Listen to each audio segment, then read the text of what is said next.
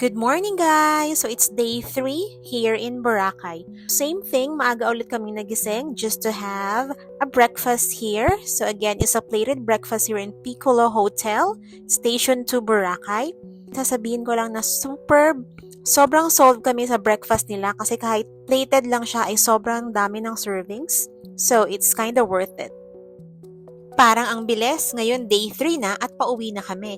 So after breakfast ay dumiretso na ulit kami sa beach para mag-swimming. So yung dalawang nanay namin ay nag-decide na hindi na magsiswimming today, kaming tatlo na lang ni na mama at ng kapatid ko.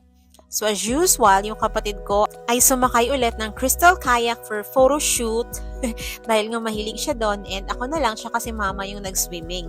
Sobrang ganda talaga ng dagat dito. Pagkatapos ng 2 oras ay bumalik na kami sa hotel para magligpit dahil nga by 12 noon kailangan naka-check out na kami. Yes guys, hindi kayo nagkakamali ng nakita. Meron ditong Jollibee at meron ding McDonald's. E-trike din po yung sinakyan namin galing sa hotel papuntang port.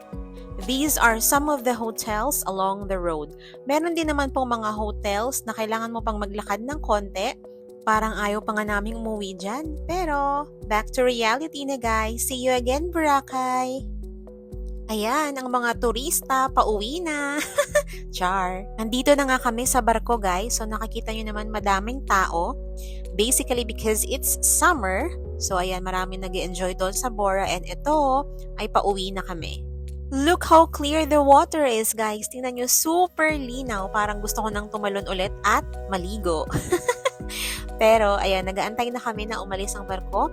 It will just take like 5 to 10 minutes na boat ride galing dyan sa port, papunta ulit dun sa Katiklan Jetty Port. Pagkababa ng port, we decided na van na lang ulit yung sakyan galing dyan sa Katiklan Jetty Port, papunta ulit sa Dumangas kasi sasakay ulit kami ng Roro. Actually, nag-antay pa yung van, around mga half an hour pa yung inantay namin bago makaalis kasi syempre kailangan pang mapuno.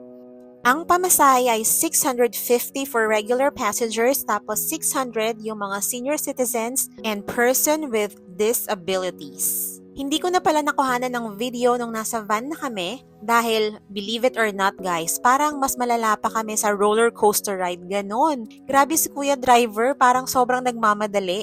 Hanggang dito na lang. Thanks for watching. Bye!